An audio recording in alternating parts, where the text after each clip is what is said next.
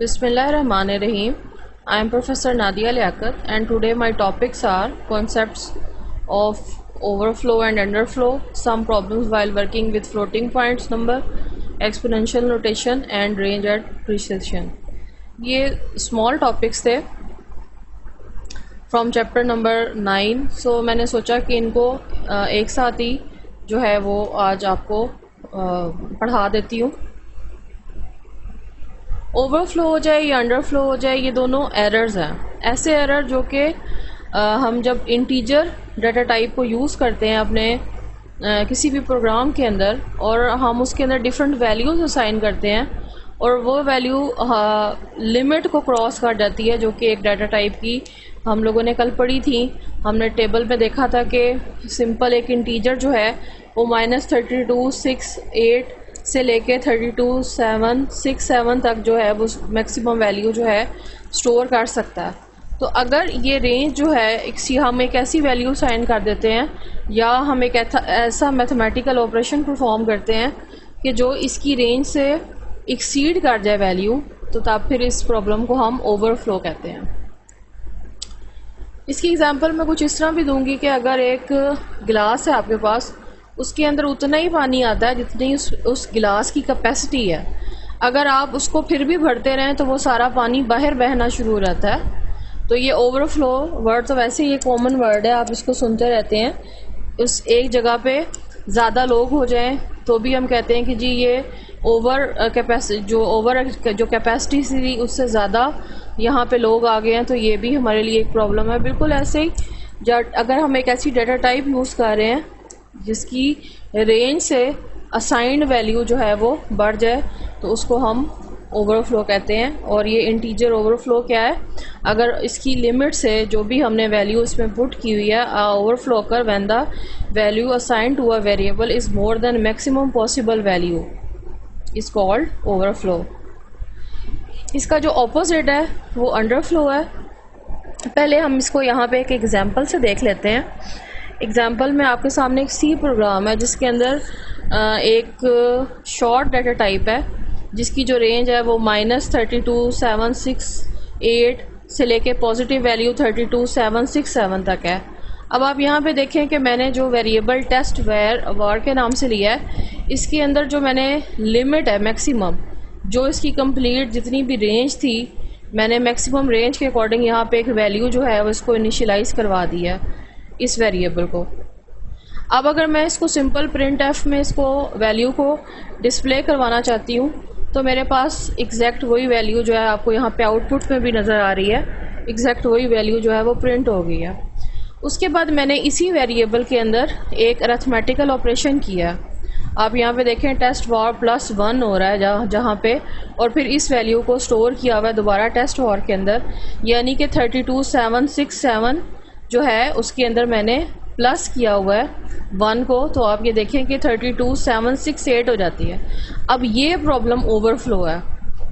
क्यों? क्योंकि जो रेंज थी मैक्सिमम वो क्या थी 67, और हमारे पास जो इसकी अरिथमेटिकल जो हमारे पास रिज़ल्ट आया है 68, ये अब हमारे पास क्या होगी, एक्सीड होगी, लिमिट से वैल्यू बढ़ गई. सो ये वाली प्रॉब्लम जो है ये कहलाएगी ओवरफ्लो. तो जब ओवरफ्लो होता है तो फिर हमें रॉन्ग आंसर मिलता है. जिस तरह से यहाँ पे उन्होंने आंसर को माइनस कर दिया है. अब रिज़ल्ट उन्होंने ठीक दिया हुआ है लेकिन उस वैल्यू को माइनस में शो कर दिया है. सो ये हमारे पास एक रॉन्ग रिज़ल्ट शो हो रहा है. इसको अब आप कंपाइलर से अगर डिटेक्ट करना चाहें तो नहीं कर सकते. इसको हम पुअर लॉजिक ऑफ प्रोग्रामर ही बोलेंगे, यानी कि ये एक लॉजिकल एरर है. उसके बाद आप देखिए कि मैंने दोबारा से उस वैल्यू को जो कि रॉन्ग वैल्यू थी उसको डिस्प्ले करवाया हुआ है, और फिर दोबारा से मैंने अरिथमेटिकल ऑपरेशन किया है. और यहाँ पे अब जो ये -32768 है ये दोबारा -1 हुआ है. तो यहाँ पे आप देखिए जो मैंने इसको सोल्यूशन इसका यहाँ पे लिखा हुआ है कि ये जब माइनस होगा तो ये वापस जो है 32767 में जो है कन्वर्ट हो जाएगा, यानी अपनी असल वैल्यू में दोबारा से डिस्प्ले हो जाएगा. सो अब हमारे पास जो आउटपुट है वो ठीक हो जाएगी. अंडरफ्लो जो है ये ऑपोजिट है ओवरफ्लो का, यानी कि underflow occur when the value assigned to the variable is less than possible possible the minimum value. अब इंटीजर की लिमिट जो है वो शुरू, अगर वैल्यू जो है 6-7 से एक्सीड कर जाती है तो वो ओवरफ्लो है। अगर वैल्यू जो है ये लेस देन 32,768 है, लेस देन है, तो फिर वो क्या कहलाएगी, अंडरफ्लो कहलाएगी। ठीक है, लाइक मैंने यहाँ पे एग्जांपल दिया है कि अगर आप -32,768 को में माइनस करते हैं 1 को, तो जो वैल्यू रिज़ल्ट है वो 32,769 होता है, जो कि एक हमारे पास जो इससे 68 से लेस देन वैल्यू है, -32,767 लेस देन वैल्यू, सो ये क्या हो कहलाएगा, फिर अंडरफ्लो कहलाएगा।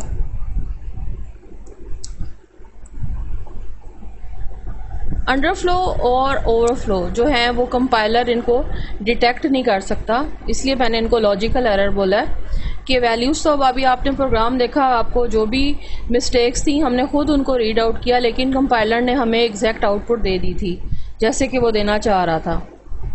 सो एक यूज़र की या एक प्रोग्रामर की रिस्पॉन्सिबिलिटी है कि वो जो एलोकेटेड रेंज है उसका ख्याल रखे। अगर प्रोग्रामर या डेवलपर चाहता है कि वो ओवरफ्लो या अंडरफ्लो को कंट्रोल करे, सो फिर वो क्या करे कि वो लार्जर डाटा टाइप यूज़ करे, जैसे कि लॉन्ग इंट है, ताकि उसे वैल्यू का रॉन्ग होने का ख़तरा ना हो। सिंपल इंट डाटा टाइप की बजाय वो लॉन्ग इंट इस्तेमाल कर ले, अगर वो ज़्यादा बड़ी जो वैल्यूज़ हैं उनके बीच में अरिथमेटिकल ऑपरेशन परफॉर्म करना चाह रहा है। तो ये तो था इंटीजर अंडरफ्लो एंड ओवरफ्लो। अब देखते हैं कि फ्लोटिंग पॉइंट्स के अंदर जब हम फ्लोट डाटा टाइप को यूज़ करते हैं, तो अगर उसमें हम कोई अरिथमेटिकल ऑपरेशन परफॉर्म करते हैं तो उसमें कौन कौन से एरर आ सकते हैं। इसमें जो एरर्स हैं इनकी तादाद 3 है। एक कैंसिलेशन एरर होता है, दूसरे को हम अरिथमेटिक अंडरफ्लो कहेंगे, और तीसरे को अरिथमेटिक जो है वो ओवरफ्लो कहेंगे। ये 3 एरर्स जो हैं हमारे पास फ्लोटिंग पॉइंट नंबर्स के साथ अगर हम काम कर रहे हैं तो ये तीनों प्रॉब्लम्स या एरर्स जो हैं तब आ सकते हैं। प्रॉब्लम्स बोलेंगे क्योंकि ये एरर्स तो डिटेक्ट नहीं करता कंप्यूटर कंपाइलर।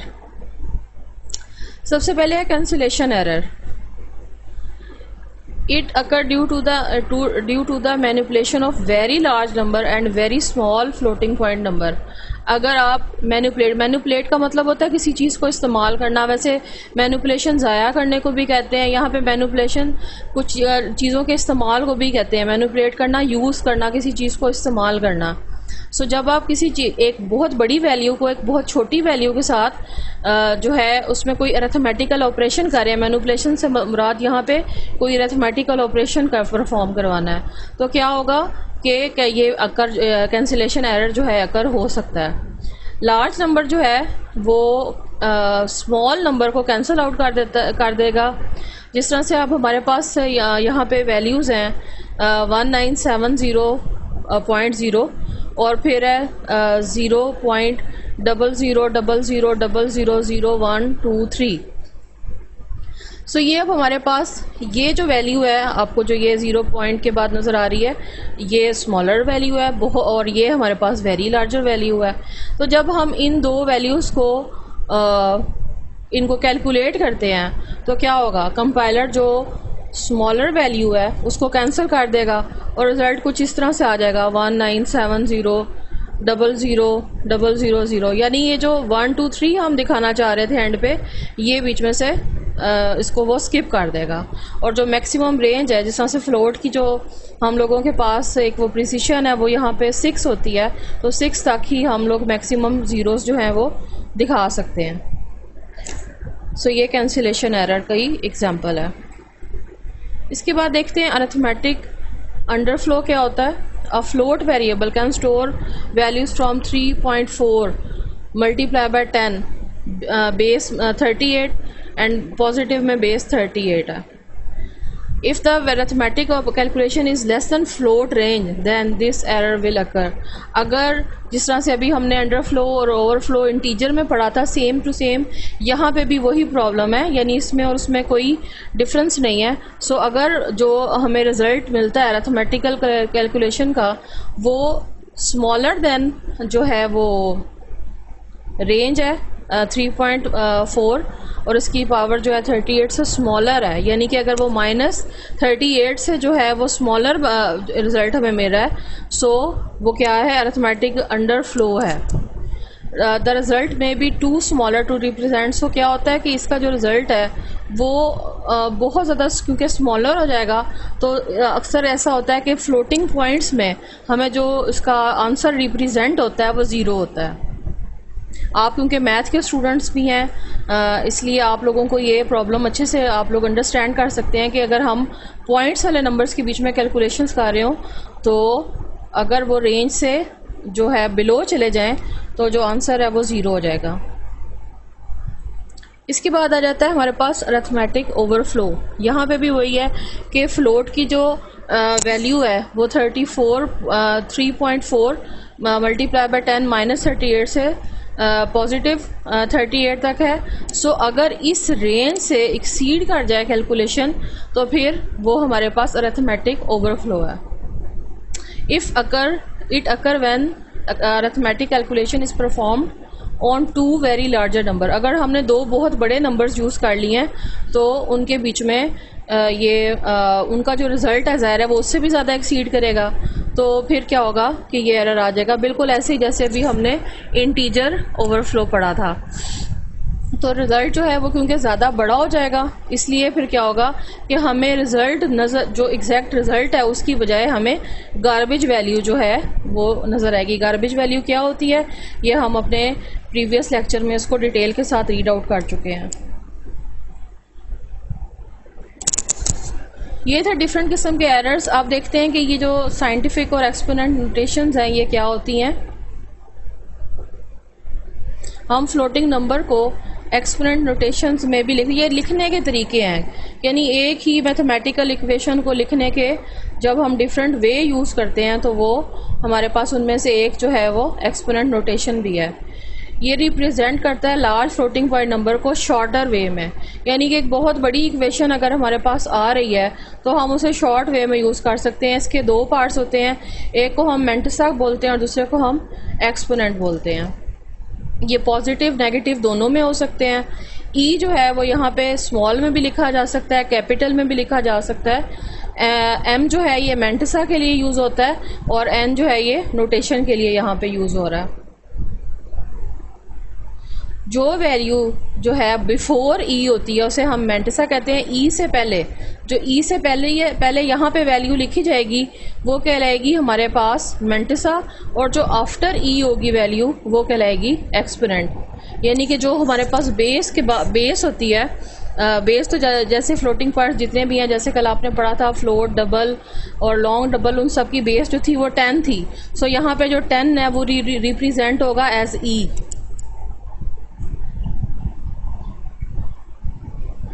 अभी आपको जैसे बताया मेंटसा और एक्सपोनेंट जो हैं ये पॉजिटिव और नेगेटिव दोनों में हो सकते हैं।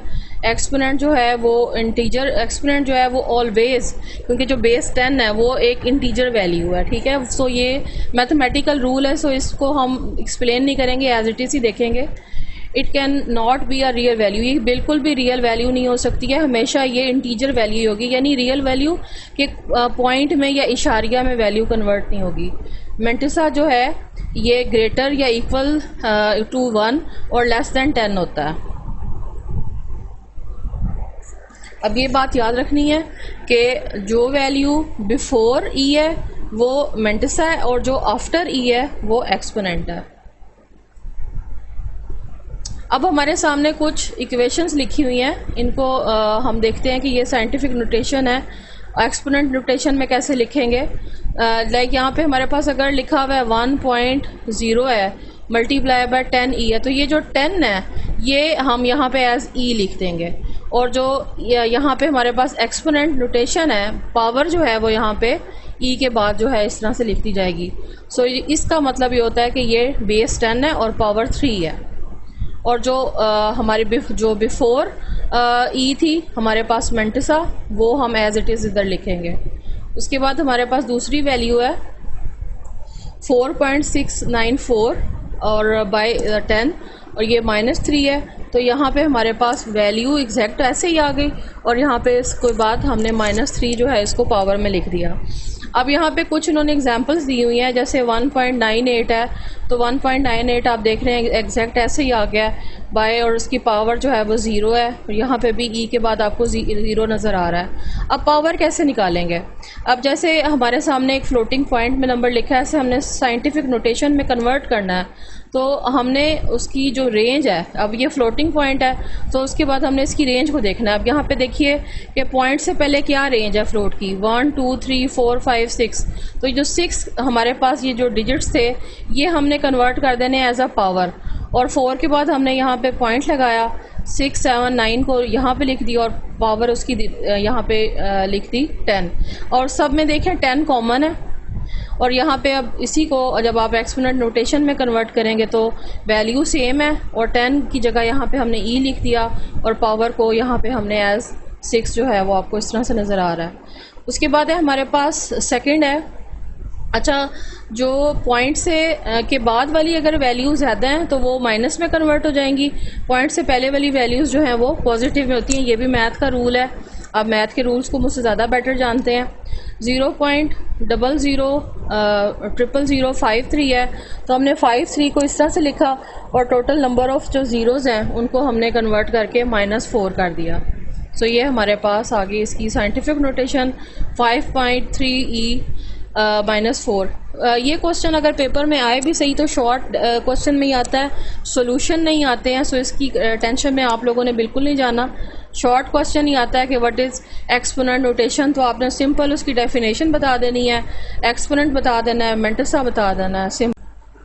हाँ जी, हमारा नेक्स्ट टॉपिक है रेंज एंड प्रिसिशन। सबसे पहले देखते हैं कि रेंज और प्रिसिशन क्या होती है।